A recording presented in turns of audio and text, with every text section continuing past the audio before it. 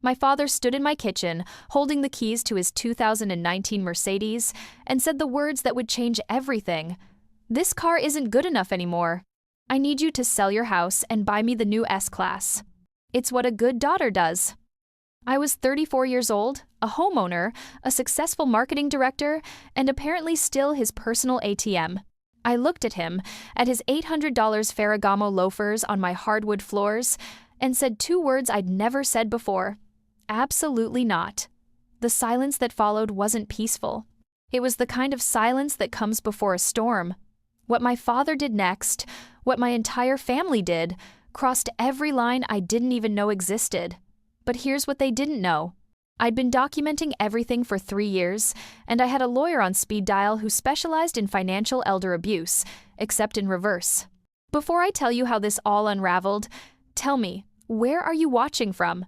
Because I need to know I'm not the only one whose family treats them like a walking checkbook. And when you hear what happened after I said no, tell me what you would have done. I'm Elena Martinez, 34, and I live in Austin, Texas. From the outside, my life looks like the American dream.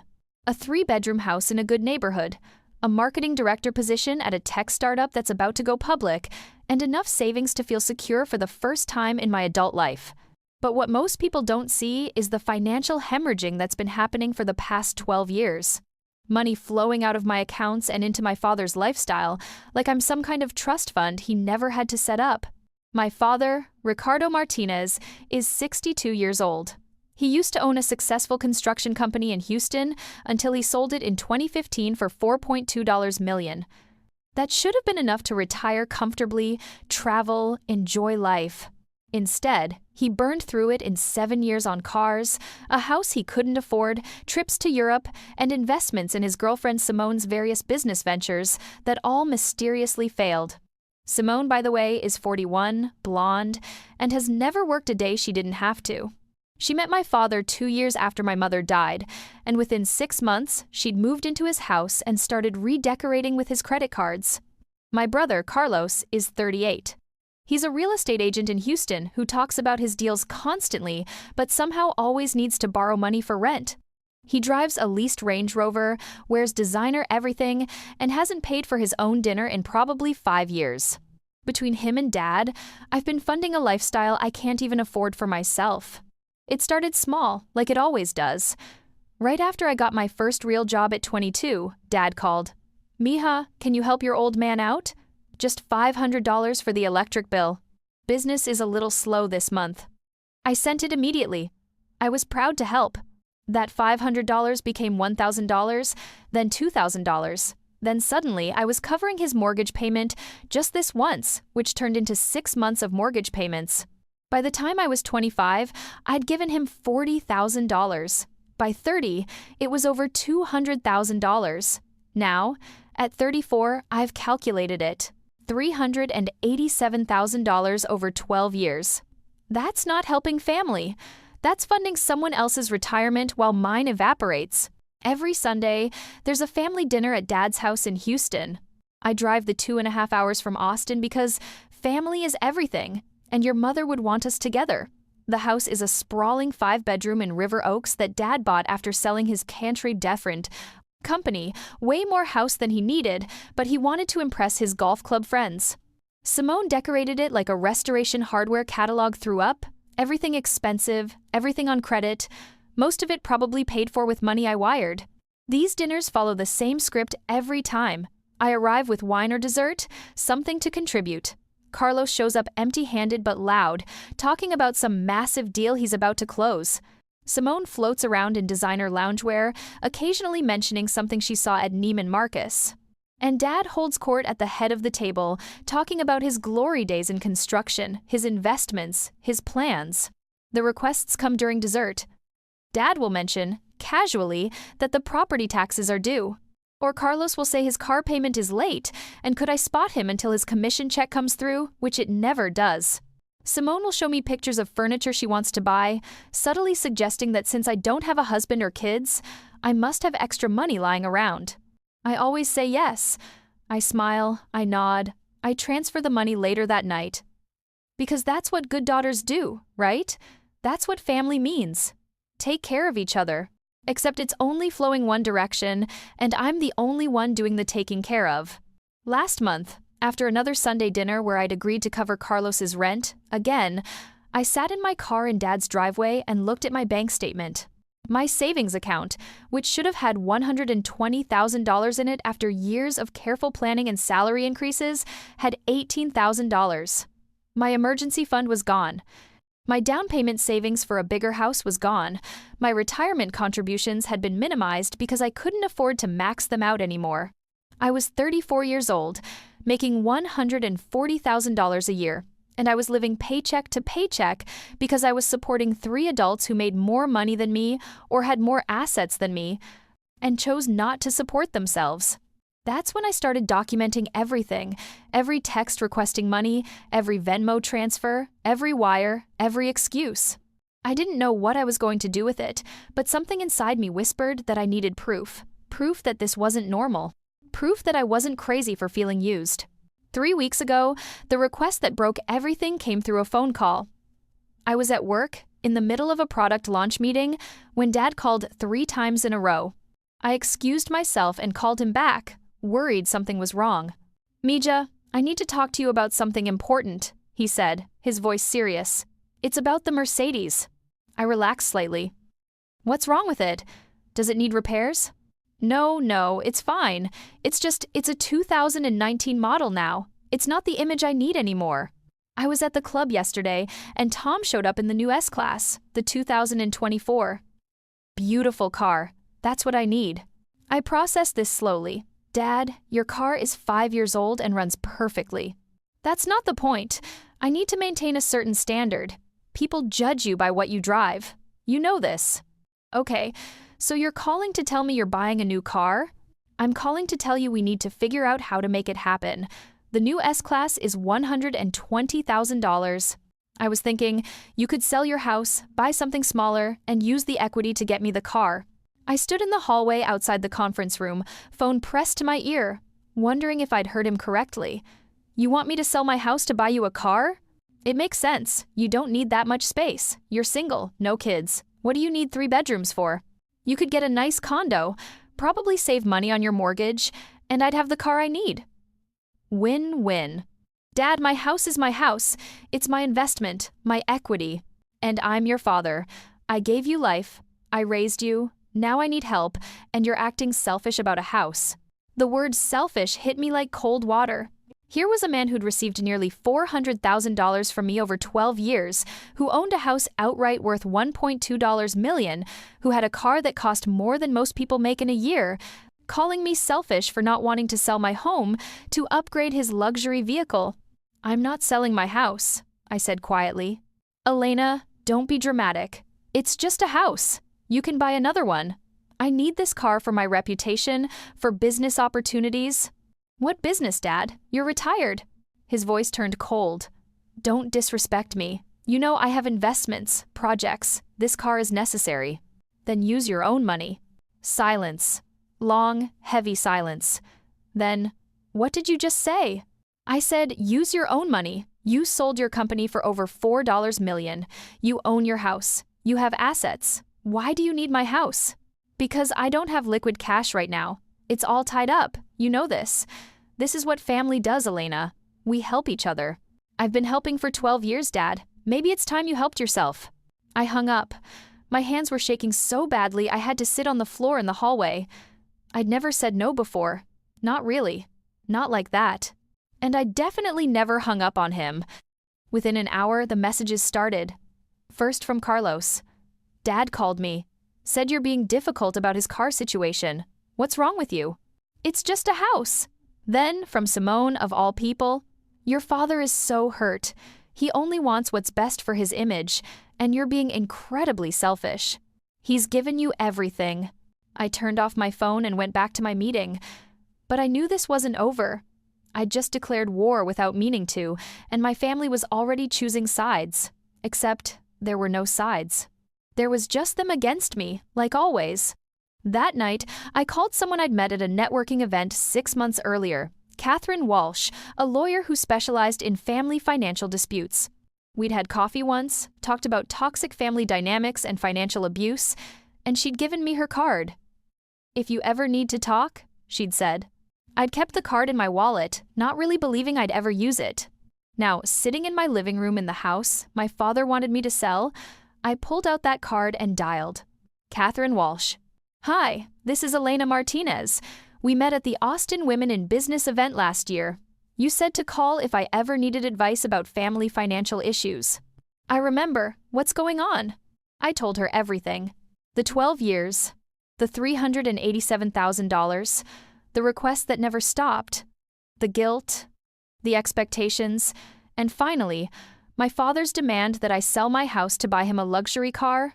When I finished, Catherine was quiet for a moment. Then she said, "Elena, what you're describing is financial exploitation. Your father is treating you like an unlimited line of credit, and from what you're telling me, he's using guilt and family obligation to manipulate you into funding his lifestyle. But it's my choice to give him money, isn't it? Is it? Or have you been conditioned to believe that saying no makes you a bad daughter? There's a difference between helping family in genuine need and being exploited by family who refuse to live within their means." Those words, financial exploitation, sat in my chest like a stone. What do I do? First, you document everything you've already given, every transfer, every request, every conversation. Second, you set hard boundaries and stick to them. Third, you prepare for them to escalate. People don't like losing their cash flow. They'll try guilt, anger, manipulation, maybe even threats. You need to be ready. I've been documenting for 3 weeks. Good, keep going. And Elena, that house is yours. Don't let anyone convince you otherwise. After we hung up, I opened my laptop and started a spreadsheet. Date, amount, reason given, actual outcome. The pattern was undeniable. Every emergency was really just poor planning. Every "just this once" became a monthly expectation. Every "I'll pay you back" never materialized. By the time I finished, it was 2 a.m. And I had 12 years of financial exploitation documented in a 47-page Excel file. I'd funded vacations I wasn't invited on, cars I never drove, furniture for houses I didn't live in, and business ventures that never existed. The next Sunday dinner invitation came via text from Dad. "Family dinner, 6 p.m. We need to discuss your attitude. Don't be late." I almost didn't go. But Catherine's words echoed. "They'll escalate." I needed to see what that looked like. I needed to understand what I was dealing with. So I drove to Houston, but this time I didn't bring wine. I didn't bring dessert. I just brought myself and a spine I'd apparently been growing over the past week. When I walked into Dad's house, the temperature in the room dropped about 20 degrees. Carlos was already there, drink in hand, leaning against the kitchen counter. Simone was arranging flowers that probably cost $200, and Dad sat at the head of the dining table like a king, waiting for his subject to explain her treason. "Elena," he said, not getting up. "Glad you could make it." "Of course. It's Sunday." I sat down in my usual spot, noticing that the table was already set, but there was no food out. This wasn't a dinner. This was an intervention. Carlos sat down across from me. Simone took the seat next to Dad, her hand on his arm in a show of solidarity. They'd coordinated this. "So," Dad began, folding his hands, "we need to talk about what happened last week. Your refusal to help with the car situation." "I didn't refuse to help. I refused to sell my house." "Same thing," Carlos interjected. "Dad needs the car. You have the means. You're being selfish." I looked at my brother, really looked at him. "Carlos, when was the last time you helped Dad financially?" He shifted uncomfortably. "That's different. I have expenses. The real estate market is tough right now. You drive a Range Rover. That's for work. Image matters in real estate." "Image matters in real estate, but not in construction consulting?" I turned to Dad. "That's your excuse for needing a new Mercedes, right? Image?" Dad's face darkened. "Don't take that tone with me. I'm your father. And I'm your daughter, not your bank." Simone gasped like I'd said something obscene. "How dare you speak to him like that, after everything he's done for you?" I turned to her slowly. "What has he done for me, Simone? Please enlighten me, because I have 12 years of bank statements showing money flowing one direction, and it's not toward me." "He raised you," she said, her voice shrill. "He gave you a home, food, education. That's called being a parent. That's the minimum requirement. It doesn't entitle him to my house. Dad slammed his hand on the table. Enough. This is what's going to happen. You're going to apologize for your disrespect. You're going to sit down with a realtor this week and list your house. You're going to use the equity to purchase the vehicle I need, and we're going to move past this ugliness. I stood up. No. Excuse me? No to all of it. I'm not apologizing. I'm not selling my house. I'm not buying you a car, and I'm not attending these dinners anymore. The room erupted, Carlos shouting about family loyalty, Simone crying about how cruel I was being, Dad standing up, his face purple with rage, saying things about being ungrateful, about being a disappointment, about how my mother would be ashamed. That last one, that was the line. Don't you dare use Mom's memory to manipulate me. Mom worked 2 jobs to help you build your business. She sacrificed everything for this family. And you blew through the money from selling the company she helped you build in 7 years. Don't tell me what she'd think. I walked toward the door, but Dad followed me. If you leave now, you're choosing to be cut off from this family. No more Sunday dinners, no more family events. You'll be alone. I turned to look at him one last time. I've been alone at these dinners for years, Dad. You just never noticed because I was busy funding them. I left. Behind me, I heard Simone suggesting they change the locks, like I was going to come back and steal something. The irony wasn't lost on me. The drive back to Austin was the longest 2.5 hours of my life. My phone started buzzing before I even hit the highway. Texts from cousins I barely talked to, suddenly concerned about family unity. Calls from my aunt, Dad's sister, telling me I was breaking his heart. A voicemail from Carlos threatening to make me regret my decision. I turned off my phone and drove in silence, watching the highway lights blur past, wondering if I'd just lost my entire family over a car I refused to buy. When I got home, I poured a glass of wine and called Catherine. They escalated, I said. Tell me everything. I did. The ambush dinner, the demands, the threats, the emotional manipulation. When I finished, Catherine said, Elena, I need to ask you something important. Are you prepared to lose them? Lose them? Your family. Because from what you're describing, they're not going to accept boundaries. They're going to push harder. They might cut you off first, or try to isolate you, or spread rumors. People who've been exploiting someone financially don't just accept losing access. They fight back. So I need to know, can you handle losing them? I thought about Sunday dinners where I sat at the kids' table metaphorically, if not literally. About birthdays where my gifts were received with disappointment because I didn't spend enough. About holidays where I was the one who cooked and cleaned and paid for groceries but never got thanked. About 12 years of being the family ATM while being treated like the family disappointment. I think I already lost them, I said quietly. I just didn't realize it until now. Then let's make sure you protect yourself, because this is about to get worse before it gets better. She was right. It got so much worse. The smear campaign started on social media, of all places.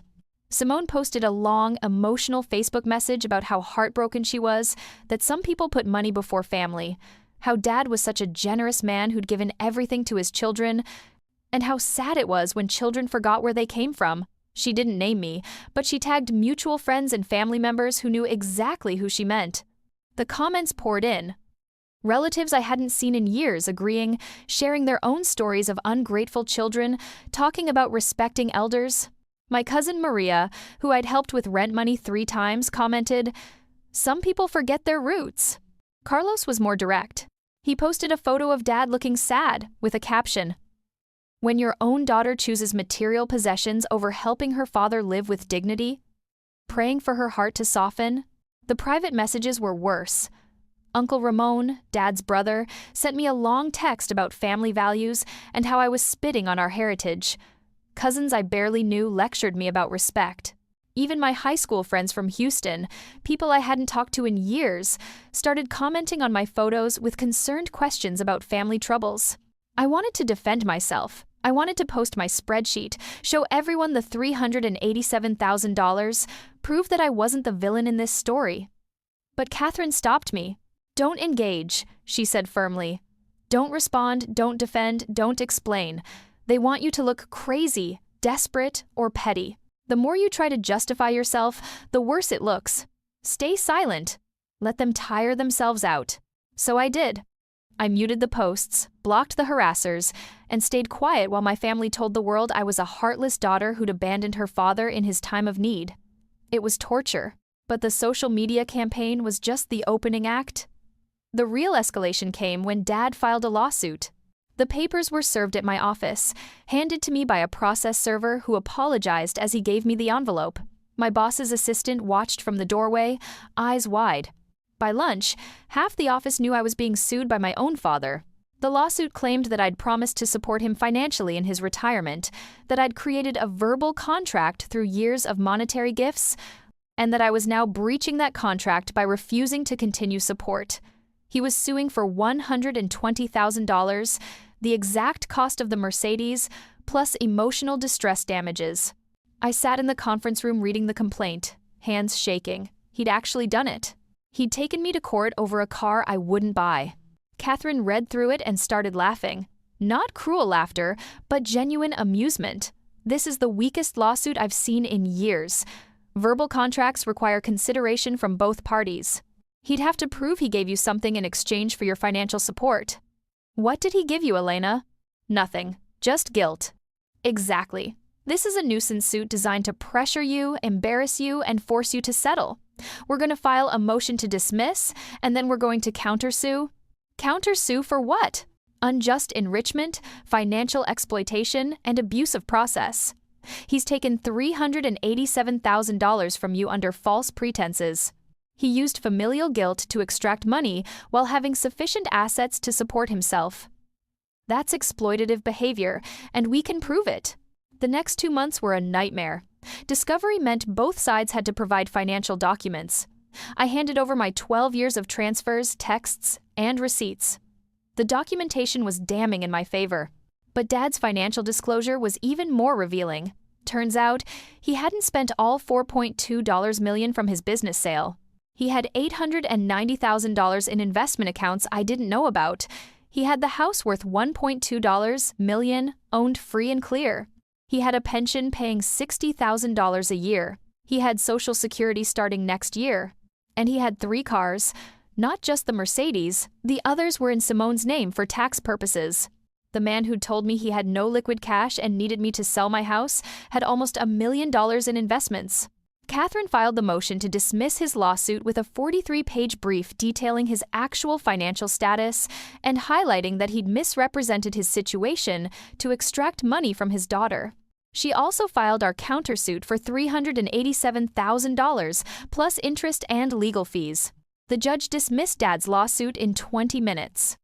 The countersuit was scheduled for trial in 4 months. When the news hit the family group chat that I'd not only gotten his lawsuit dismissed, but was now suing him, the meltdown was nuclear. Carlos called me screaming. "You're suing Dad? Your own father? What kind of monster are you?" The kind who wants her $387,000 back. That was gifts. You can't sue for gifts back. They weren't gifts. They were extracted through manipulation and false pretenses. He had the money all along. He just wanted to spend mine instead of his.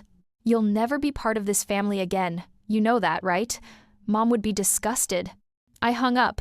Let him think whatever he wanted. I was done explaining myself to people who'd never listened anyway. The deposition was brutal. Dad sat across from Catherine and me, his lawyer beside him, and had to answer questions under oath about his finances, his requests for money, his actual need versus his claimed need. "Mr. Martinez, did you or did you not have approximately $890,000 in investment accounts while requesting financial assistance from your daughter?" He shifted in his seat. "That money is for my future, for emergencies. But you told Elena you had no liquid cash." "I meant accessible cash. The investments shouldn't be touched." "Yet you asked her to sell her primary residence to fund your luxury vehicle purchase? That's different." "How is it different?" He couldn't answer. Or wouldn't. The deposition transcript was 127 pages of my father being unable to justify why he'd bled me financially while sitting on a fortune. But the most damaging testimony came when Catherine asked about Simone. Turns out, Simone's business ventures that kept failing were never real businesses. They were shopping sprees, spa treatments, and jewelry purchases that Dad categorized as business expenses for tax purposes. The failed restaurant that needed $80,000 of my money never existed. It was a kitchen remodel and new furniture. I'd been funding their lifestyle upgrade while being told it was investment opportunities. The settlement offer came 2 weeks before trial. Dad's lawyer, probably realizing how bad this looked, proposed a deal. Dad would pay me $200,000, drop all claims, and we'd sign mutual non-disparagement agreements. Absolutely not, Catherine said immediately. We have him dead to rights. We're going to trial. Catherine, $200,000 is more than half what I gave. Maybe I should take it. She looked at me seriously. Elena, this isn't about money anymore. It's about principle. He exploited you for 12 years, lied about his finances, sued you for refusing to be exploited further, and now he wants to pay you half of what he owes and make you promise not to tell anyone what he did. Is that justice? No. Then we go to trial. We went to trial. The courtroom wasn't packed like in TV shows, but there were enough people there to matter. A few journalists covering the case because family financial exploitation was becoming a bigger story in the media. Some family members who showed up to support Dad, shooting daggers at me with their eyes. And my small support system, Catherine, 2 friends from work, and surprisingly, my mother's sister, Aunt Patricia, who I hadn't seen in years. The trial lasted 3 days. Catherine presented the bank records, the text messages, the documented lies about Dad's financial status. She called a financial expert who testified that Dad had sufficient assets to support himself comfortably for the rest of his life without ever touching the money he'd taken from me. Dad's lawyer tried to argue that I'd given the money freely, that it was gifts, that you can't sue family for being generous. But Catherine destroyed that argument by pointing out the pattern of false urgency, the misrepresentations about his finances, and the threats when I finally refused. The turning point came when Catherine put Dad on the stand. Mr. Martinez, you testified that you needed Elena's financial help because you were struggling. Is that correct? Yes. Yet you have $890,000 in investment accounts? Those are for retirement. You're 62. You are retired, for later retirement. You have a pension of $60,000 annually? Yes. And Social Security starting at 63? Yes. And a house worth $1.2 million with no mortgage? Yes. And 3 vehicles? 2 are in Simone's name. But you paid for them? He hesitated. Yes. So, Mr. Martinez, when you told Elena you had no liquid cash and needed her to sell her house to buy you a new Mercedes, were you being truthful about your financial situation? The silence stretched. Dad looked at his lawyer, at me, at the judge. I wanted her to help. That's what family does. That's not what I asked. Were you being truthful when you said you had no other options? I could have sold investments, but... So you did have other options. You chose to pressure your daughter instead. She makes good money. She doesn't have kids. She could afford it. And there it was. The truth. Not that he needed help, that he thought I could afford to give it, so I should. The jury deliberated for 4 hours. When they came back, the verdict was clear. Unjust enrichment in the amount of $387,000, emotional distress damages of $50,000, legal fees of $85,000, total judgment $522,000. Dad's face went white. Simone, sitting behind him, started crying. Carlos stormed out of the courtroom. The judge added one more thing. Mr. Martinez, I've reviewed this case carefully. You exploited your daughter's love and sense of duty to fund a lifestyle you could afford yourself. You misrepresented your financial status. You filed a frivolous lawsuit when she set boundaries. You caused her significant emotional and financial harm. This judgment is appropriate, and I hope it serves as a reminder that family relationships should be based on love, not exploitation. It was over. 12 years of being used ended with a gavel strike. The aftermath was messy. Dad had to liquidate some investments to pay the judgment. The family group chat exploded with accusations about me destroying Dad's retirement, about being vindictive, about being greedy. I was uninvited from every family event, blocked by most relatives, and labeled the villain in the Martinez family story. But Aunt Patricia, my mother's sister, took me to lunch the week after the verdict. "Your mother would be so proud of you," she said. Dad said she'd be ashamed. Patricia laughed bitterly. "Your mother spent 20 years watching Ricardo take advantage of people. She loved him, but she wasn't blind. The last thing she said to me before she died was, 'Make sure Elena doesn't let her father drain her dry like he did me.' I failed at that, but you saved yourself." He drained Mom too? Her entire inheritance from her parents, her life insurance policy she cashed out for his business, her retirement account she emptied for his investments. She died with $8,000 to her name after 40 years of work. Ricardo had millions, but she had nothing. That's why she made me promise to watch out for you. I sat there processing this. The mother I'd idealized, the marriage I'd thought was strong, had been just another financial exploitation relationship. Why didn't you tell me sooner? I tried, but you were so determined to be the good daughter. Sometimes people have to learn these lessons themselves. 6 months after the verdict, my life looked completely different. The judgment money was in my account, being redistributed into retirement funds, savings, and a very nice vacation I was planning. My house was still mine, my credit cards were paid off, and I was seeing a therapist weekly to process the family trauma. I blocked all family members except Aunt Patricia. No more group chats, no more guilt texts, no more Sunday dinners where I paid for everything and got nothing but criticism. The silence was peaceful. My job was going well. The company went public, and my stock options vested at $340,000. Combined with the settlement, I was financially stable for the first time in my adult life. Dad sent one letter through his lawyer, 6 months post-verdict. It said he was disappointed in how I'd handled things, that family should have come first, that he'd expected better from his daughter. There was no apology, no acknowledgement of what he'd done. Just disappointment that I'd stopped letting him exploit me. I didn't respond. Catherine advised against it, but honestly, I didn't need to respond. I'd said everything I needed to say in court.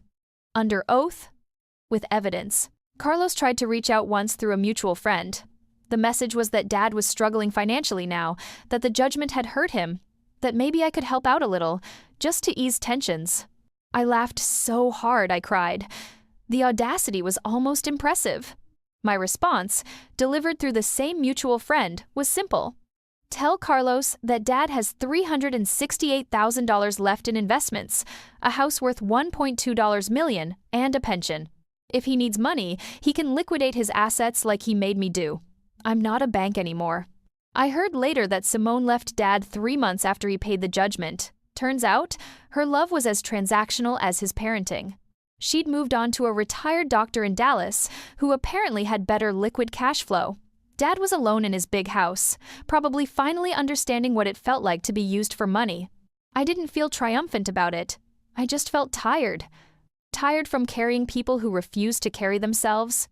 Tired from being guilted into funding lifestyles I couldn't afford. Tired from being the bad guy for finally saying no. The best part of my new life was the space. Space to breathe, to save, to plan, to exist without constantly calculating how much I could afford to give away. I started traveling. I took a 2-week trip to Portugal, stayed in nice hotels, ate at good restaurants, and didn't feel guilty about spending money on myself. I started dating. I met someone who, when I told him about my family situation, said, "Good for you for setting boundaries." That takes real courage. Not, "But they're your family." Not, "Maybe you should try to reconcile." Just support for the choice I'd made. I joined a support group for adult children of financially exploitative parents. There were dozens of us in Austin alone, people who'd been drained by family members who treated them like ATMs. Hearing their stories, I realized how common this was. How many people were suffering in silence because saying no to family felt impossible. 1 year after the verdict, I got a message from an unknown number. It was a woman named Diana who said she was Carlos's ex-girlfriend from 5 years ago. She'd read about the lawsuit in the paper and wanted to tell me something. We met for coffee, and she told me a story that made everything click into place. 5 years ago, she dated Carlos for 8 months. During that time, she discovered he was constantly borrowing money from me. She'd asked him why he didn't just live within his means. His response? "Elena will always bail me out." Dad trained her well. She's too guilty to ever say no. Diana had broken up with him over it. She couldn't respect someone who exploited his sister so blatantly. but she'd never reached out to tell me because she figured I knew and was okay with it. "I'm telling you now," she said, "because I saw what you did in court. You stood up for yourself, and I wanted you to know that they always saw you as an easy mark." It was calculated, Elena, not love, not family, just calculation. That conversation was the final piece. They'd known exactly what they were doing. Dad, Carlos, even Simone. They'd seen my guilt, my desire to be a good daughter, and they'd weaponized it. And I'd let them, for 12 years. But not anymore. Looking back now, I realized that the best decision I ever made was saying no in my kitchen when Dad demanded I sell my house. Not the lawsuit, not the countersuit, not the victory. Just that first no. Because everything that came after the escalation, the lawsuit, the trial, the judgment, all of it was just confirming what I'd decided in that moment. That my worth wasn't measured by my willingness to be exploited. That family doesn't mean unlimited access to your resources. That love shouldn't cost $387,000. I spent 12 years funding my father's lifestyle because I thought that's what good daughters did. I thought saying no would make me selfish, ungrateful, a bad person. But what I learned, painfully, publicly, expensively, is that there's a difference between helping family in genuine need and enabling family who refuse to help themselves. My father didn't need my money. He needed my compliance. He needed me to believe I owed him my financial stability because he'd done the bare minimum of raising me. He needed me to think that his wants were my responsibilities. The lawsuit was cruel. The public humiliation was brutal. The family rejection was painful. But all of it was worth it to finally reclaim my life, my money, and my self-respect. If you're watching this and you recognize yourself in my story, if you have family members who treat you like an ATM, if you feel guilty every time you check your bank account because you know another request is coming, I want you to hear this. You are not a bad person for setting boundaries. You are not selfish for saying no. You are not obligated to fund someone else's lifestyle at the expense of your own financial security. Family should be support, not exploitation. Love should be freely given, not extracted through guilt. And if the people in your life can't accept boundaries, then maybe they don't belong in your life. My relationship with my father is over. Carlos and I don't speak. Most of my extended family thinks I'm a villain. And honestly, I'm okay with that.